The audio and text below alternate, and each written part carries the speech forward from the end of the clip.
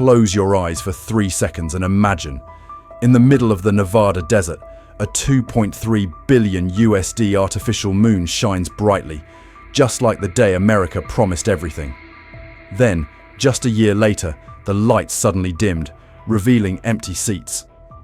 A few miles away, the Caesars Empire, the crown jewel of casinos, was also kicked off the S&P 500, leaving behind rows of luxurious rooms and debt bills as long as a Vegas night.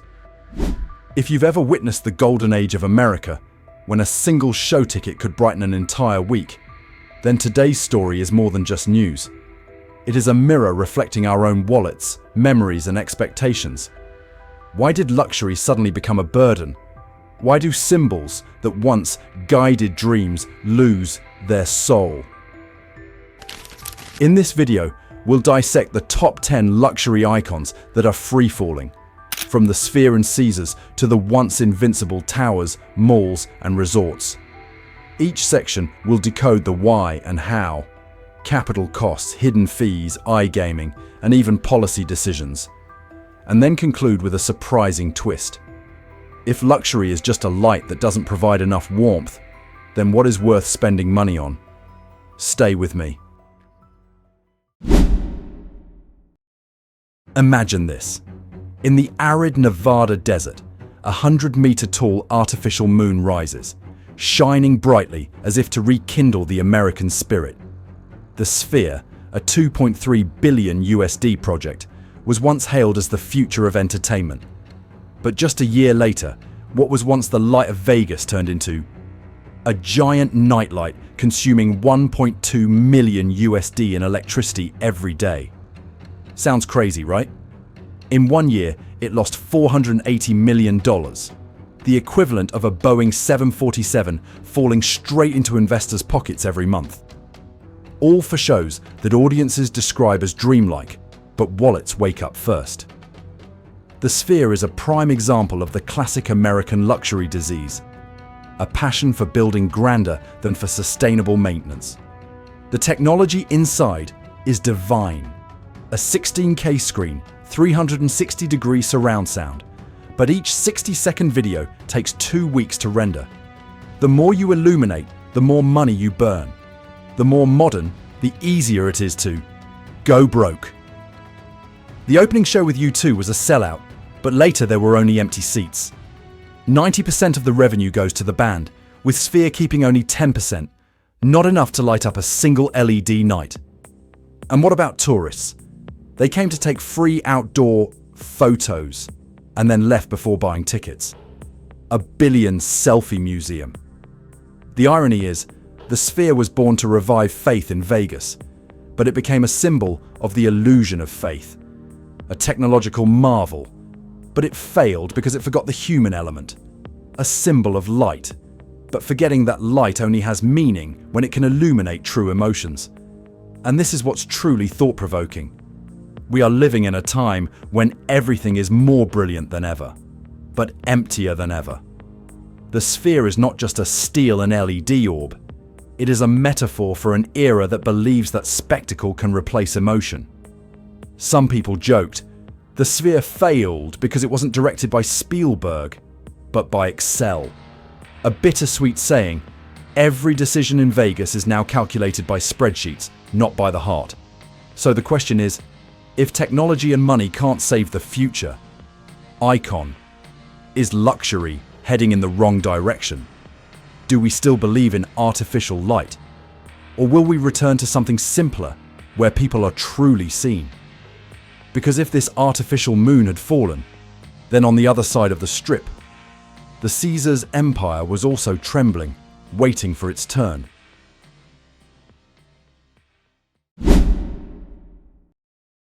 There's an old saying in Vegas, the house always wins, but it seems it's not true anymore. In September 2025, Caesars Entertainment, a name once synonymous with desert opulence, was officially removed from the S&P 500 index, the gold standard of American giants. A royal empire was expelled from the financial banquet. It wasn't just a fall, it was a slap in the face to Vegas's illusion of immortality. In the second quarter of 2025, Caesars' revenue in Las Vegas decreased by 3.7%, equivalent to tens of millions of dollars evaporating in just a few months. Room occupancy rates decreased by another 2%, which might sound small, but on a scale of tens of thousands of rooms, that's 27,000 empty nights. The rooms that once welcomed the upper class are now silent like a library after a festival. Outside, the electrical panel still flickered as if nothing had happened. But inside, this giant gambler owed up to $12.3 billion. A figure sufficient to buy the entire small Caribbean island or build 5 more spheres. The irony is, the Caesars didn't fall because they lacked customers, but because they lacked faith. Resort fees increased from $30 to $50 per night, not including taxes, surcharges, and a host of virtual amenities that guests rarely use. Do you think you can get a room for $150 per night? Wait until the final bill, nearly $400. The feeling at that moment wasn't much different from winning the lottery, and then being taxed 80%. With every hidden fee, Caesars not only takes money, but also goodwill. Middle-class Americans who once considered Vegas a once-in-a-lifetime vacation are now choosing to stay home. Why? Because you're at home. At least you don't have to pay to open the window. Caesars was once a symbol of trust, a place where everyone had a chance to win. Now, the only remaining chance is to keep the wallet. While iGaming and online betting are booming, millions of Americans can play right on their phones without having to travel to the desert. Vegas is losing customers not because people don't like taking risks, but because they found cheaper ways to gamble. A financial commentator once quipped, "Caesars is now like an old king trying to sell tickets to see his own throne." It sounds harsh, but it's chillingly accurate. The story of Caesars is not just about business. It's a warning to an entire generation that believes luxury is endless. When trust is eroded by hidden fees and short-term strategies, every neon sign can go dark. And you know what the funniest thing is? Even after falling out of the S&P 500, Caesars still hangs the old slogan, "Where everyone is welcome." The only difference is that now, everyone is leaving. The question left unanswered: has luxury forgotten the basic formula for happiness? Don't make customers feel like prey. And if the Caesars had lost their thrones, how many other symbols were trembling, waiting for their turn? If you ever lived in San Francisco in the 2000s, you probably remember Westfield's San Francisco Center used to be the mecca of American consumerism.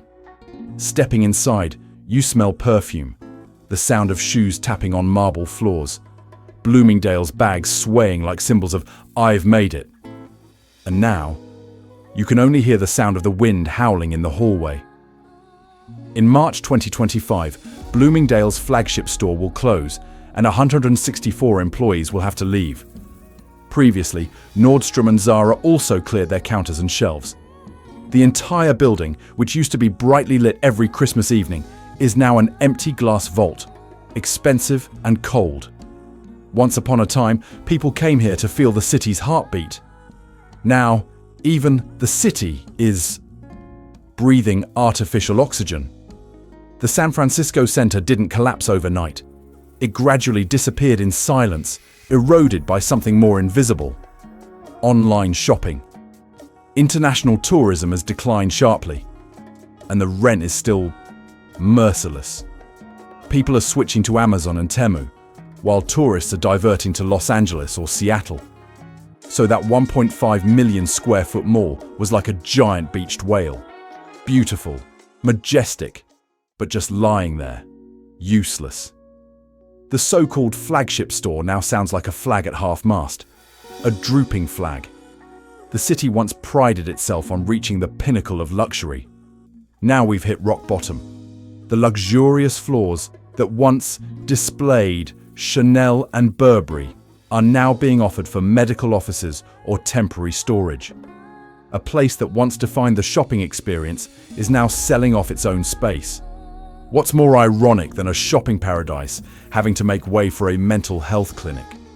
Perhaps it's reasonable, because this place too needs therapy. But don't be quick to think this is just a San Francisco problem. This is a microcosm of a changing middle-class America. Families who used to go to the mall as a winter beach are now staying home to watch Netflix. Children no longer carry shopping bags. They hold their phones and watch TikTok haul videos. Luxury, once a tactile experience, is now just an addition to the shopping cart. When brands flee, not only do stores disappear, but urban memories are lost as well. No more holiday music, no more coffee after shopping, no more feeling like you belong to a prosperous city. So the question is, when even cities once synonymous with prosperity, like San Francisco, are losing their commercial soul, what does luxury mean if no one wants to touch it anymore? And if the legendary mall has fallen silent in the heart of America's economic center, how long will the luxury towers of the super rich remain standing?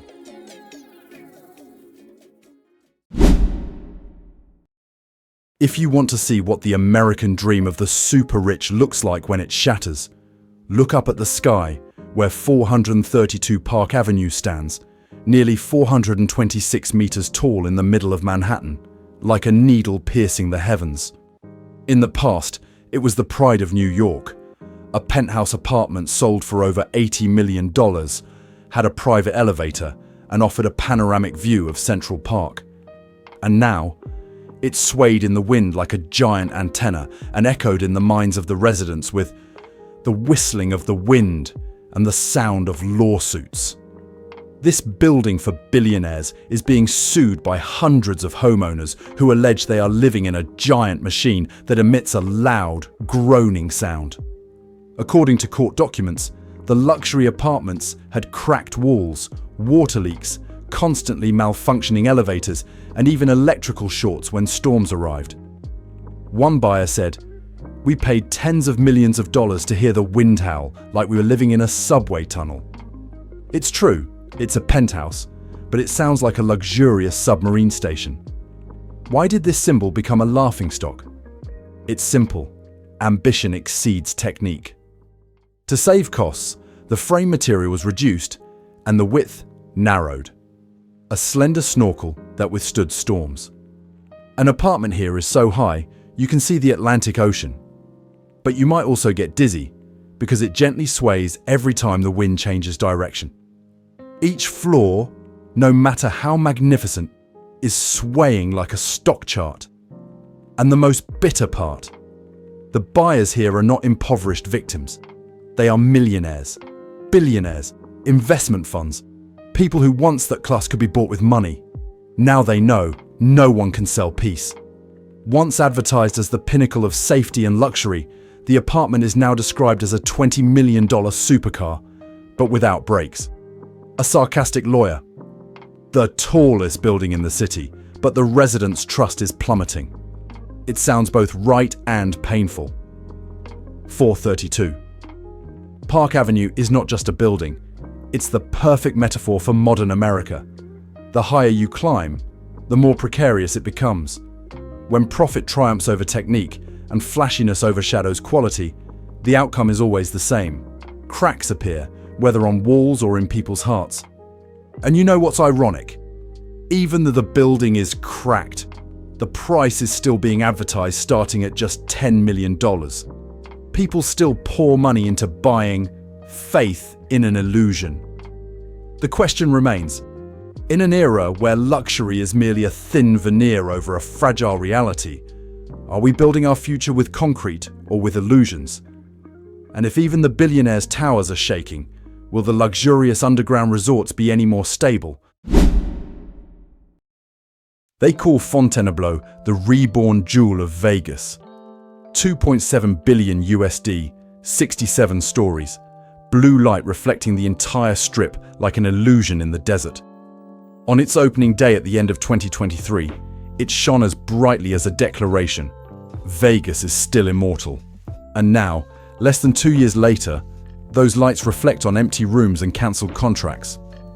According to an internal report from early 2025, Fontainebleau is cutting dozens of employees in its casino and event services departments. It's not because there aren't other hotels to compete with, it's because there aren't enough guests to run the air conditioning for the whole building. A former employee quipped bitterly, "We used to dream of working in $1 million resort. Now, we just hope the power doesn't go out." The hotel is worth billions, but room revenue is worse than a resort in Florida during the rainy season. Why? It's not just the wrong time. Fontainebleau seems to be a victim of the very dream it wants to save. Vegas is full of luxury and starved for emotion. Middle-class travelers are no longer looking for glamorous places. They're looking for authenticity. While Fontainebleau still offers a golden buffet, marble bathrooms, and resort fees that make you just want to take a quick shower. At one point, Vegas was packed with people taking photos in front of the Sphere, but across the street, Fontainebleau could still hear footsteps echoing through the lobby. A new paradise opens just as the old one loses its magic. The deeper issue lies in belief. Tourists once believed that Vegas always delivered a worthwhile and glamorous night. Now, they look back at their wallets and see that money bought luxury regret. Book a weekend, $700. Resort fee, $60. Parking fees, minibar fees, desert view fees, as long as you still have money to pay. A travel analyst bluntly stated, "Fontainebleau is a prime example of the illusion that adding more lights will bring customers back to Vegas. But the light only stays on as long as someone is flipping the switch." Now, Fontainebleau is quietly reducing its capacity, closing some of its casino areas, and cutting back on performances. It's still advertised as the luxury icon of the 21st century. It sounds like an old movie trailer being replayed in an empty theater. What could be more ironic? Once expected to bring Vegas back to its golden age, the resort is now a cautionary tale that golden times cannot be bought with a credit card. Gilded suites are no longer symbols of success. They have become dormitories for trapped dreams. Perhaps in a world where luxury grows ever larger, but trust shrinks, Fontainebleau is merely a mirror reflecting an entire nation relearning an old lesson. Not everything that glitters is gold. And if the new icon fizzled out after just 2 years, how long will the old tired icons next to it last before the Vegas lights go out? If Las Vegas has the Sphere and San Francisco has Westfield, then Chicago has Water Tower Place, a building once likened to America's eternal Christmas tree. A shopping center rising from the magnificent mile, soaring 74 stories high, where just stepping into the elevator smells expensive. And now, the upper floors are being resold to medical offices, while the lower floor is offering a 70% discount and still has no customers. From a vertical mall to a vertical ghost. Statistics from the Chicago Tribune in early 2025 show that foot traffic in the Magnificent Mile area decreased by nearly 40% compared to 2019, and high-end retail sales dropped by over 30%. A building that was once a spending paradise is now just an elevator to emptiness.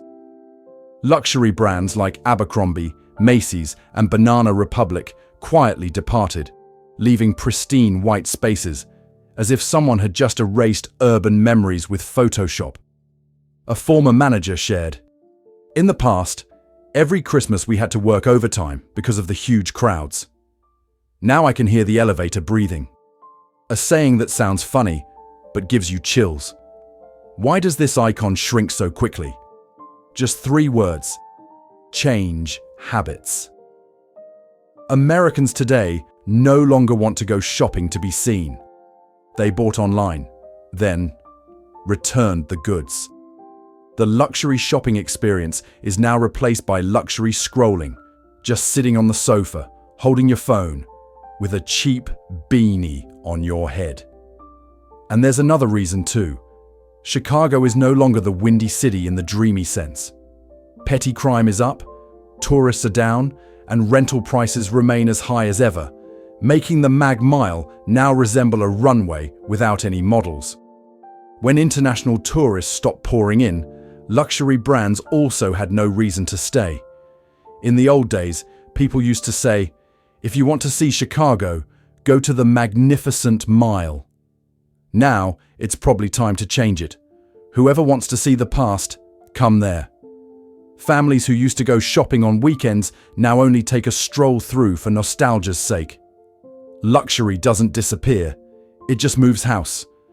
From glass towers to phone screens. Have we gone too far? To the point where shopping malls now need healing and mental health has become the new commodity to sell? And if vertical icons like Water Tower Place are crumbling, how long can the giant industrial empires that once fueled the American dream last before they too need therapy? There's an interesting paradox. It's called the American dream, but now it's living in a half-finished dream. The $5 billion retail and entertainment complex in New Jersey was once touted as a paradise for every American family, where you can ski indoors, surf on artificial waves, eat burgers next to a million-gallon aquarium, and then end the day with a Chanel shopping spree on the top floor. Sounds like Disneyland meets Wall Street, doesn't it? But by 2025, reality was colder than ice on that ski slope. American Dream's valuation had dropped by nearly $800 million according to Bloomberg Intelligence. Once expected to revive American mall culture, the project has now become a massive debt for banks and investors. Annual operating costs reach hundreds of millions, but the number of visitors is only half of what was expected. Retailers are quietly leaving, and most of the entertainment complex, the water park, ice rink, ski area, is only busy on weekends, while from Monday to Friday, it looks like an abandoned movie set.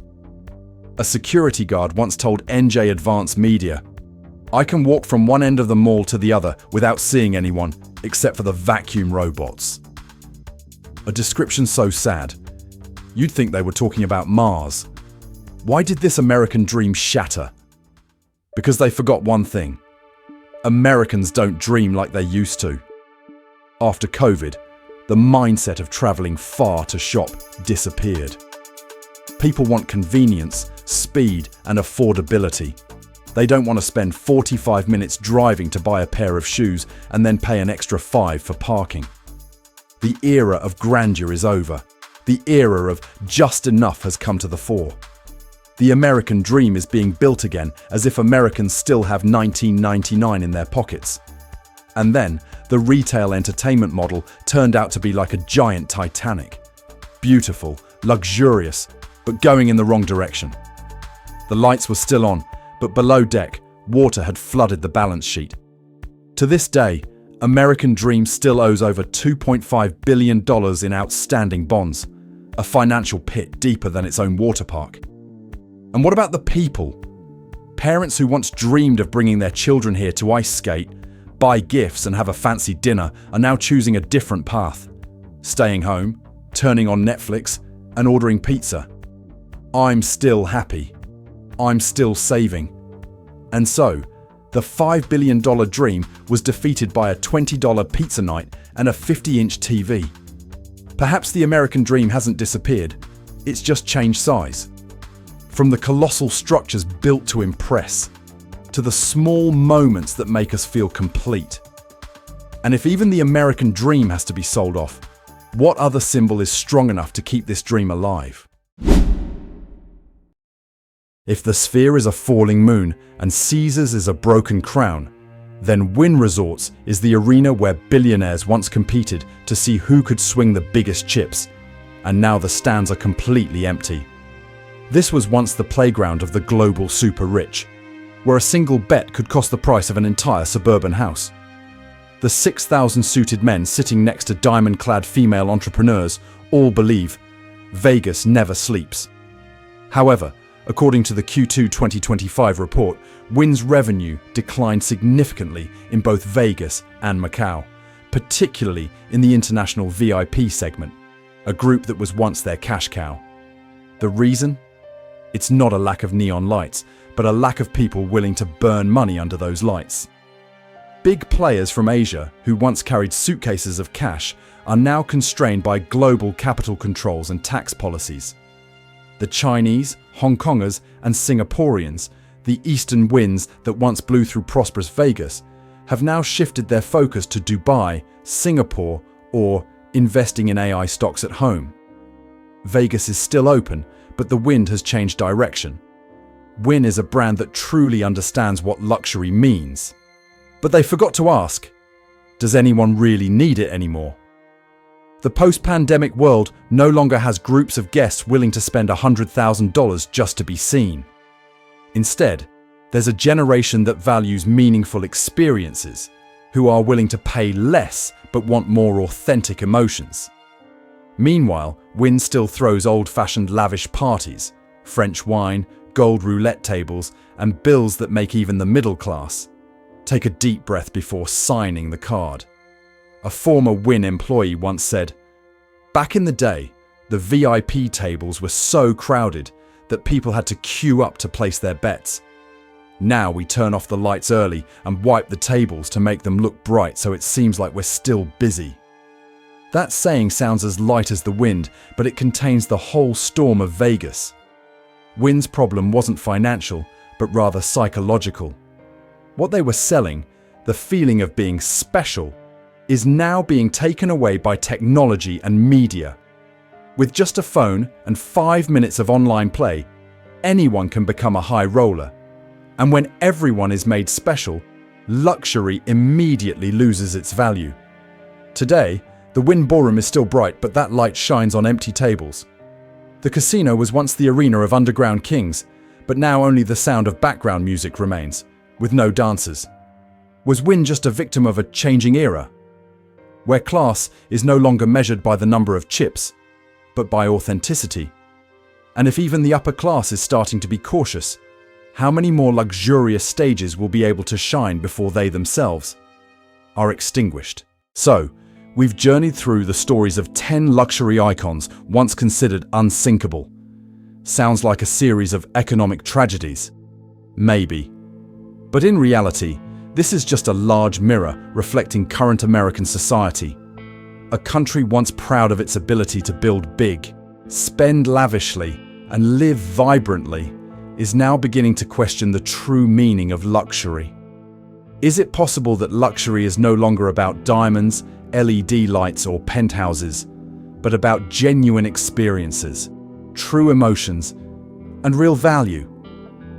Because when people are tired of extra fees and empty exclusive advertisements, the only thing left that's valuable is honesty. And that is also the paradox of this era. The more dazzling the outside, the emptier the inside. The more expensive it is, the more fragile it becomes. The American dream is still there. It just needs fewer lights and more authenticity now. What do you think? Is luxury becoming an emotional burden for the modern generation? Or is this just a natural cycle and everything will revive, just like how Vegas always turns the lights back on? Please leave a comment below. I'd love to read your perspective. If you feel this video resonates with you, please hit the like button, subscribe, and turn on notifications, because every week we'll be dissecting the glamorous symbols of America together to see what lies behind the lights: faith, illusion, or a costly lesson. All data, figures, and quotes in this video are compiled from public sources, financial reports, and reputable media. The video does not represent the views of any organization or individual. The sole purpose is to analyze socio-economic phenomena from an independent perspective and inspire reflection.